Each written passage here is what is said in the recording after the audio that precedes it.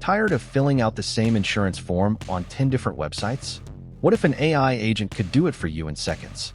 Today, I'll show you how to build one that scrapes quotes from multiple providers and picks the best deal. First, you need access to the provider's APIs.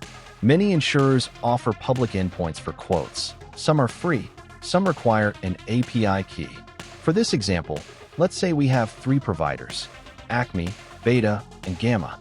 Here's a simple function that fetches a quote from a provider. We'll define a base URL and send a post request with the user's data. Each provider returns JSON. We'll just grab the premium amount. Next, we need to normalize the data. Not all providers return the same fields. Some include coverage limits, deductibles, and extras. We'll map everything to a standard structure so we can compare apples to apples. Now the AI part. We'll send all the normalized quotes to an LLM and ask it to recommend the best one based on the user's preferences. Here's how you'd call the OpenAI API. And that's it. A real AI agent that can fetch, normalize, and compare insurance quotes automatically.